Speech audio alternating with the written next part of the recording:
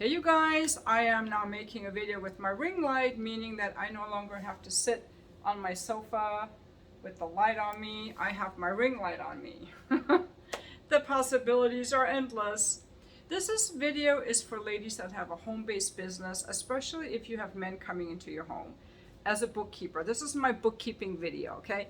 So, what I've just realized through all these years of doing this is that the reason I would get triggered around men who were not providing all the information I need from a new client, they were being difficult, or just, they weren't showing up, okay? They were just crappy, crappy. Instead, what I want to know as a bookkeeper is what's your name, what's your occupation, when would you like to have your bookkeeping appointment, and how long would you like it? And also letting them know that there's a deposit requirement, because I don't want, a lot of people will make appointments that they don't keep in any industry. So a good client will do the following. They don't want to go to somebody's house that isn't a professional. They don't want to end up in some weird situation. So they're very careful about their bookkeepers. A high quality man that has something he values, a business he values, a family he values, is going to be careful about who he sees. He's not just going to randomly text 5 bookkeepers and say, hey, are you available for my bookkeeping? He's a little bit more intentional. He's a little bit more careful. I've even had some of them tell me, I looked at your ad for 6 months, for 8 months. I always look at an ad that long before I decide to do it, and they study it. They might look at the reviews of the bookkeeper, follow the bookkeeper on social media, and just read the ad and just get a feel for, is this person legit? Is this person safe? I'm going to somebody's home or somebody's location, or someone's coming to me, and I want to make sure that this person isn't some psycho or some weird entrapment situation, okay? And because of that, they're going to read the ad, which leads me to point number 2. They're going to contact you how you want to be contacted if they are respectful of women, which most men are. They're going to be, okay, she wants this information, I'll send this information.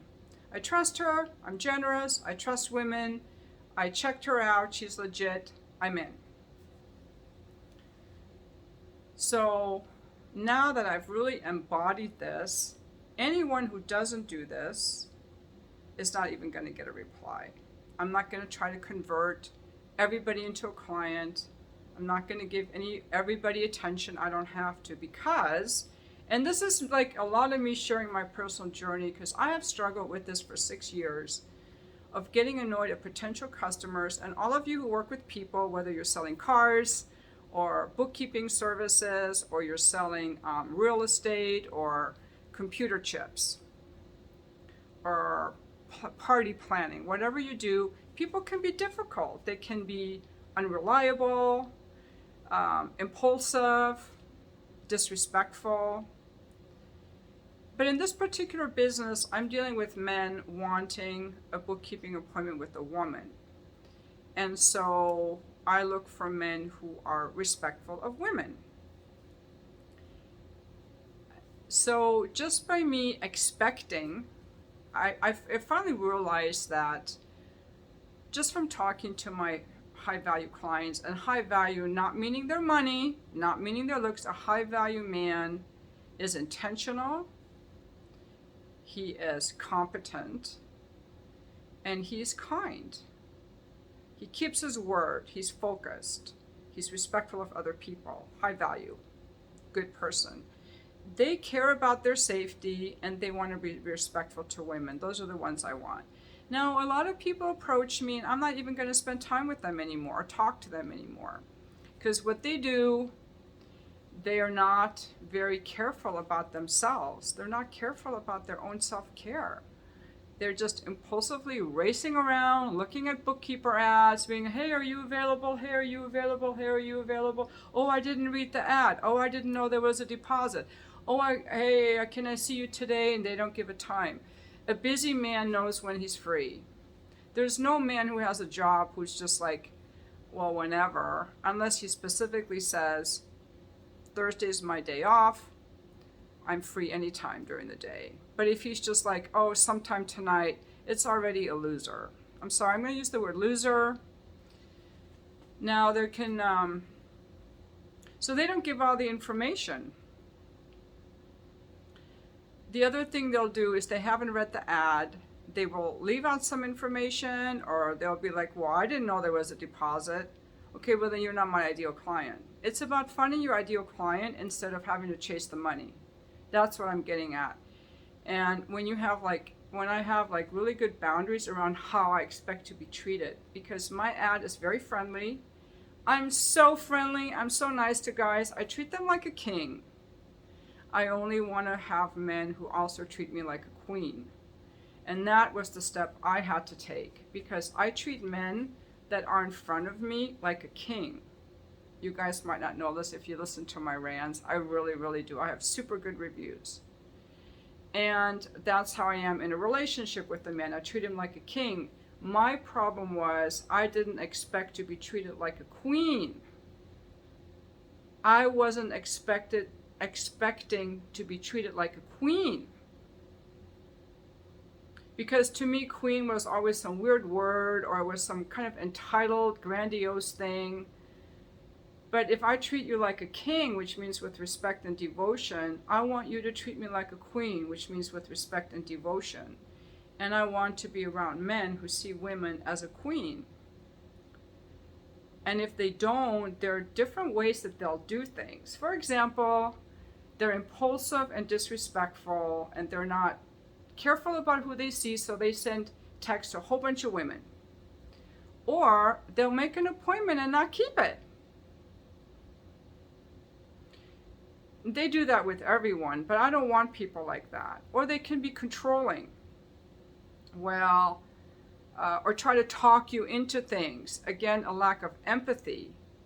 Well, I don't do deposits, I just have cash. Or, well, I don't give people my name, I need privacy.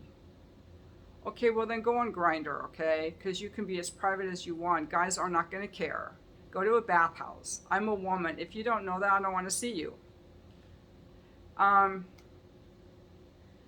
If you're looking for a bookkeeper that's a female, you need to be respectful. I want guys who know that. But sometimes there'll be someone who's very entitled. They'll do this. Like, I'm some, put big shot, CEO of this whatever, this high up guy.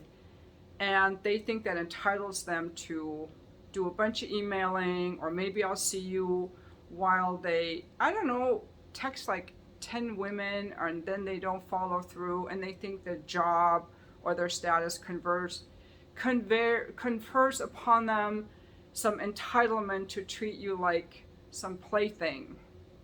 No, that's not okay. Or they'll be a little bit manipulative. They'll say that they're going to book this super long appointment so that they'll get your time. They want to have a lot of free interaction, and they think they'll get it by promising this long appointment. Well, if you haven't come right out of the gate telling me exactly when you want to meet and giving me a deposit, I don't care what your job is. I don't care how many hours you want, because you're not treating me like a queen. You're acting entitled, looking for free time, and you're not respectful. So I've had to go from, how can I convert this person to a client? How much money can I make today? To, first of all, changing all my ads and my auto replies to be very kind, so that I start with kindness first, and then expecting every man who comes to me to be kind. And if they're not, I'm just not interested. And even before I really improved on my ads to be more kind, I just know from talking to men that they're choosy about who they see. They like that it says in my ad, if you're not willing to be screened or send a deposit, leave my website. They like that. They like that I have standards. And so I'm like, I only want to see guys who like that. I think that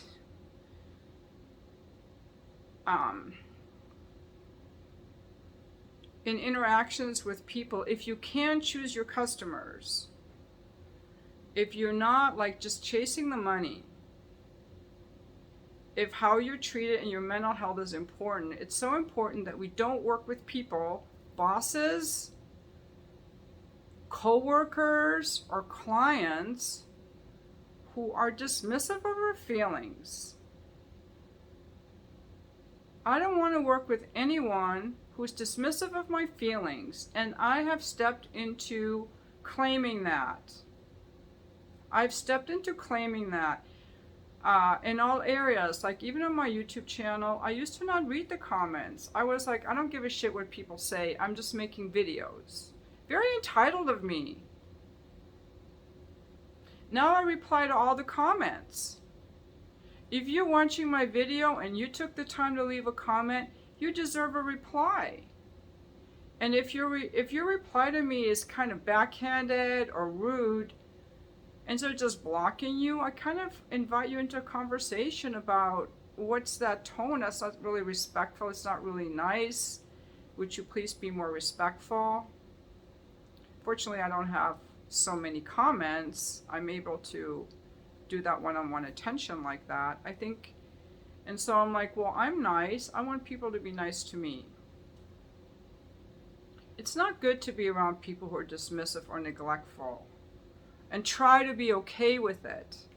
Let me try this light out if I go further away. This is the orange filter. There's also like a white light one, but I think the orange one is good.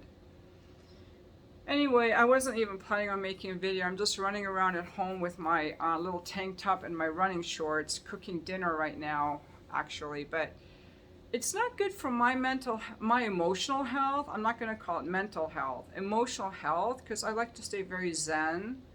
To be around people who are dismissive of me or who approach me in a dismissive way.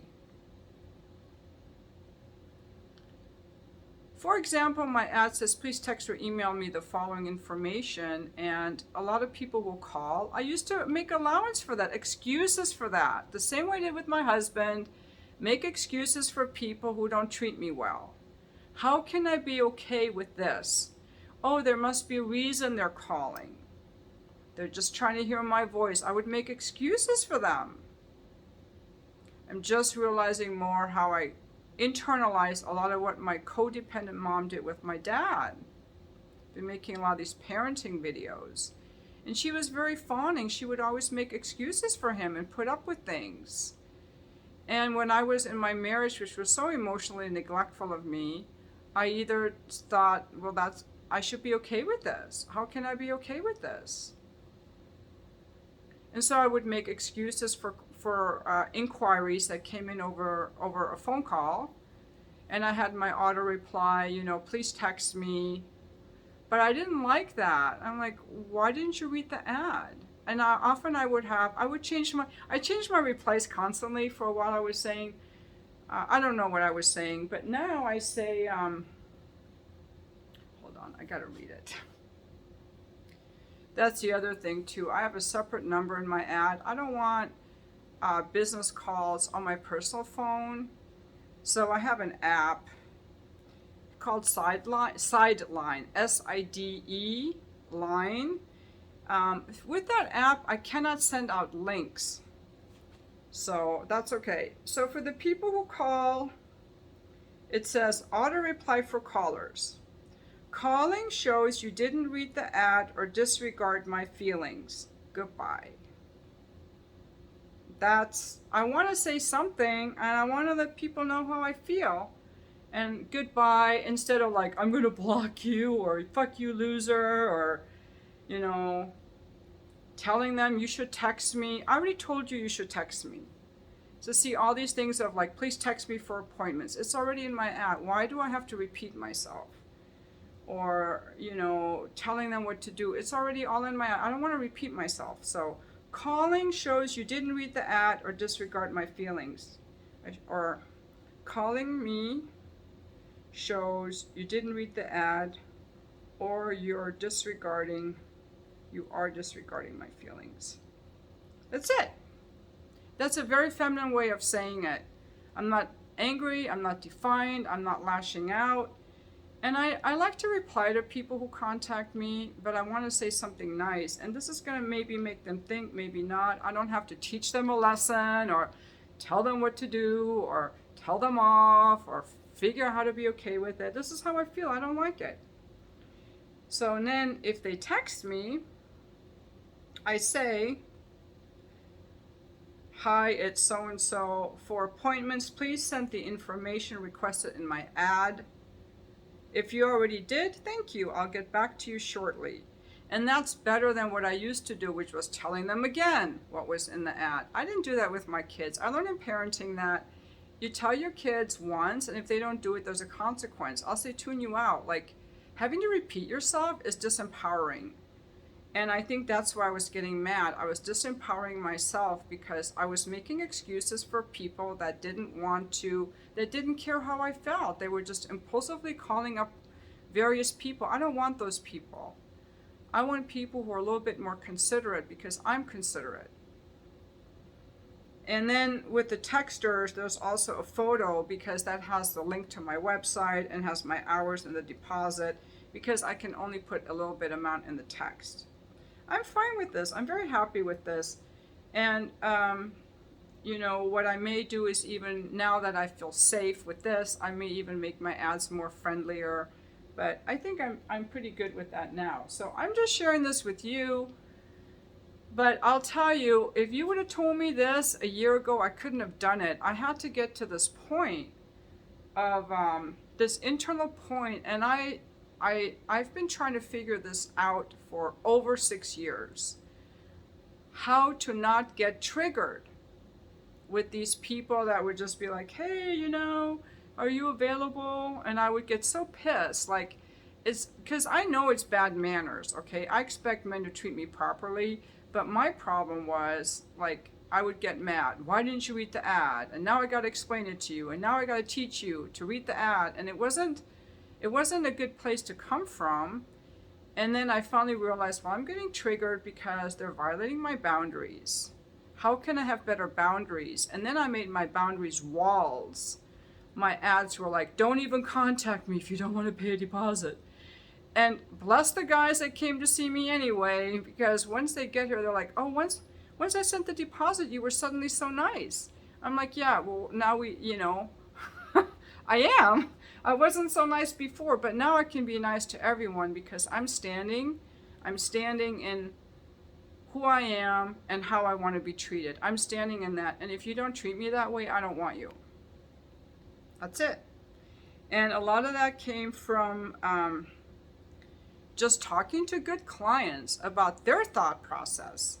And I'm like, well, if he thinks that way, other guys will feel that way. And those are the guys I want.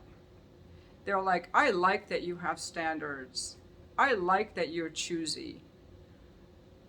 I want someone who's selective. I like that. Those are the guys I want. So, yeah. They're like, we don't want someone who's like, hey, baby, come over, come over, come over. You can make a lot more money being the girl that's like, hey, baby, come over, come over, come over with no standards. But a high quality man isn't going to like that. And it's going to ruin those women's emotional health. There's no way a woman can feel appreciated when she just takes any riffraff off the street as a bookkeeping client. I've been really fortunate to have had really good clients all these years. However, now I kind of finally figured out what I need for my own emotional health so that I can feel happy. And so now when somebody just, you know, doesn't approach me the way I want, I don't get triggered. I don't have to say anything. Now I just kind of say failed, what do I say? I'm like, okay. The fun thing about working for myself is I can explore all these ways of responding. Like I'm just experimenting, you know, like this one. You're violating my boundaries by calling, so you failed screening. Read the ad. That wasn't nice. That was very bossy. Failed screening. You didn't read the ad. Bye. All these people who call me when my ad says texting only.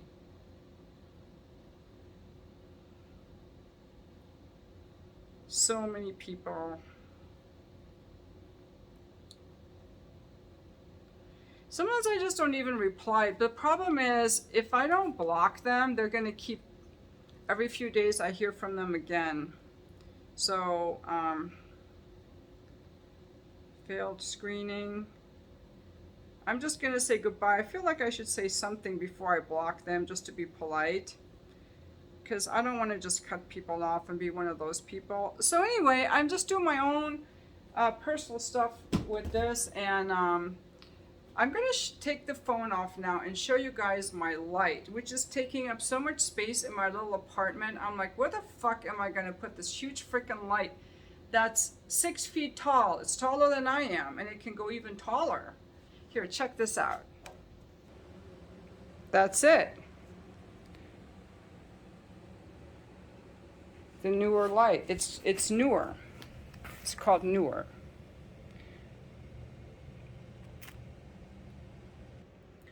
I saw this. There was a woman who made a YouTube video, and she had on all of her equipment on there. And I'm like, maybe I should check that out and up-level how I do my videos. That way I can make videos at night and be a little bit more professional. And it was a woman from Britain. She used this newer light. And I'm like, do they sell these in the US? And they do. I had trouble putting it together, so I was thinking about returning it, and I emailed the company. And they sent me a video on how to put it together, and I was able to put it together, which I just now did. So I guess I'm going to keep the light. I think there's some advantages to having it. Just have to figure out where to put it. So thanks for watching my bookkeeping video.